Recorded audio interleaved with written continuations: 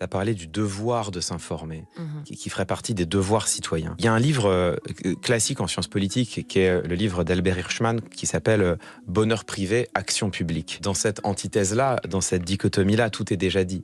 C'est l'idée que, au fond, il y a deux manières de vivre sa vie, l'action publique ou le bonheur privé. Il n'a pas parlé de bonheur public. Je commence toujours par dire que je ne suis pas sûr qu'il y ait un devoir de s'informer. Je pense qu'on a le droit, chacun et chacune d'entre nous, à un moment donné, de se mettre en retrait de l'espace public, quand il nous est insupportable, quand on ne le supporte plus. Et à ce titre-là, moi, je ne me permets jamais de donner de leçons aux gens, y compris à celles et ceux qui disent, bah voilà, moi ça m'intéresse plus, je laisse ça de côté, la politique, voilà. Parce qu'on ne connaît pas la vie des individus. Et de fait, je parlais tout à l'heure de résignation. Sur quoi pivote aussi cette résignation? Cette résignation, elle pivote sur la misère, la précarité, la difficulté des citoyennes et des citoyens. Je le garde toujours à l'esprit. C'est facile, comme moi, quand nos conditions matérielles sont à peu près garanties, de s'engager en politique. C'est plus dur quand on a à l'esprit des questions qui nous taraudent, qui nous rongent le ventre. Comment faire pour continuer à remplir le frigo et payer son loyer?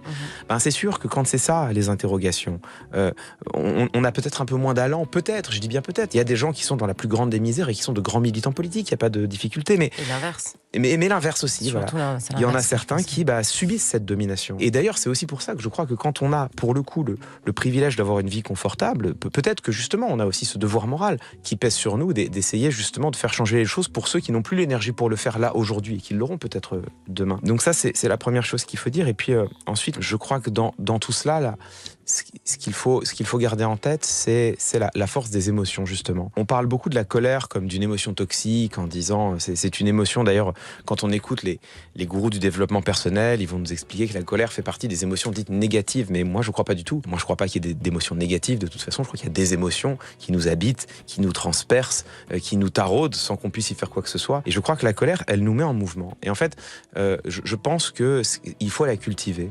Moi je crois beaucoup en cultiver la colère, l'indignation, cultiver ce jardin-là, ne pas la laisser s'enquister en tristesse, en résignation. Et cette colère, elle fonctionne en effet à plusieurs. Je crois que cette colère, si elle gronde suffisamment, elle finit par avoir besoin de trouver un exutoire. Quand on continue de ressentir cette rage qui nous taraude, je crois que c'est ça qui est important, c'est de chercher à en faire quelque chose en trouvant la forme dans laquelle on se sent le plus légitime à l'incarner.